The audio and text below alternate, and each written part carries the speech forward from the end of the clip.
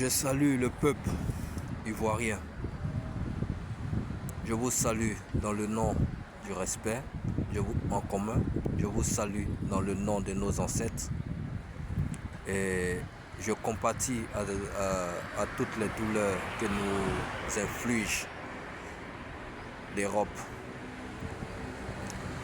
Le plus important, c'est de retenir les douleurs et de retenir les erreurs que nous avons commises dans le passé en faisant confiance à des créatures cruelles, ignobles, méchantes de sang, méchants d'esprit, cruauté de corps. Nous avons commis tous des erreurs. Et aujourd'hui, nous sommes en train de payer amèrement.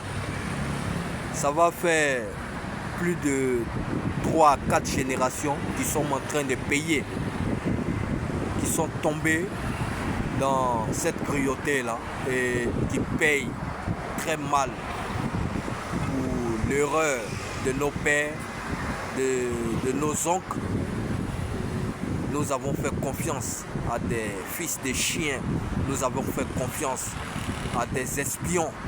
Nous avons fait confiance à la ruse de l'Europe et ses esclaves gardiens. Ainsi que nous avons fait confiance à un groupe religieux monté de toutes pièces pour nous emmerder. La bonne nouvelle, c'est que la Chine a eu aussi cette expérience-là. Mais quand elle est sortie de là, aujourd'hui, tout le monde l'acclame. Aujourd'hui, tout le monde la sollicite. Aujourd'hui, tout le monde s'approche. Aujourd'hui, tout le monde la respecte. Donc, nous devons savoir que sortir de ce piège-là va nous permettre de grandir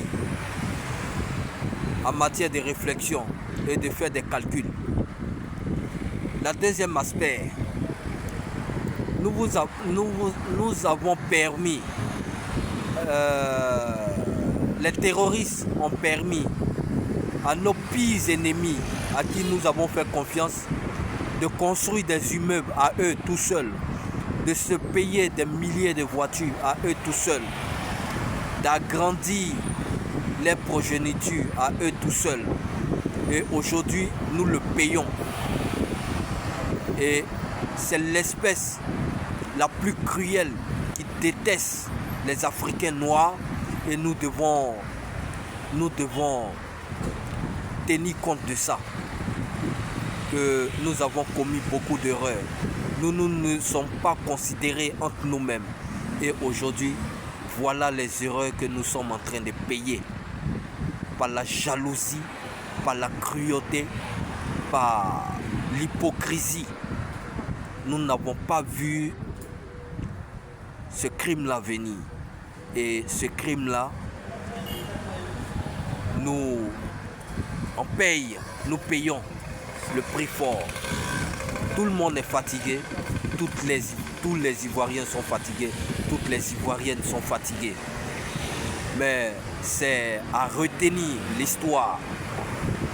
Parce que les terroristes d'Alassane Ouattara, le chef bandit d'Alassane Ouattara, le criminel qui a promis depuis la nuit des temps aux Ivoiriens, et il a tenu sa parole en disant: si je viens vous gouverner, je vais vous massacrer. On n'a pas pris ça au sérieux, parce que l'Ivoirien que nous sommes, on aime beaucoup s'amuser. Et aujourd'hui, nous sommes en train de payer ces menaces. Et il nous fait savoir que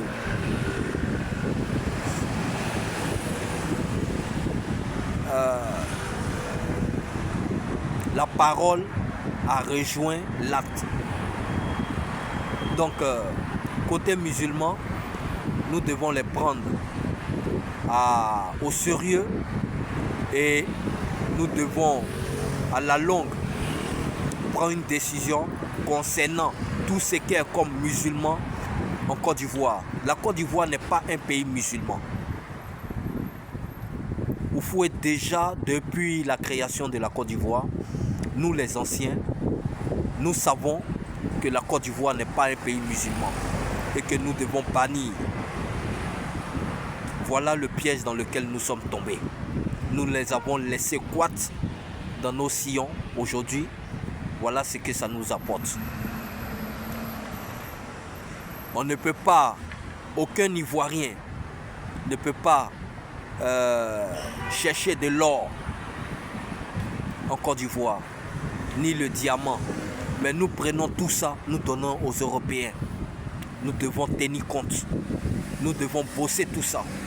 Nous devons copier sur la Chine. Nous-mêmes, nos propres ressources. On ne peut pas se réjouir de ça. C'est malheureux. Nous devons bosser sur ce côté-là. Parce que tout Ivoirien honnête et digne a le droit de porter sur lui de l'or, comme je le porte à ma main. Toute Ivoirienne a le droit de se réjouir de sa terre venant de ses ancêtres. Nous sommes tous de la même terre et plus jamais un Ivoirien va détester encore l'autre. Nous avons appris de nos erreurs. Entre nous les Ivoiriens, nous nous reconnaissons.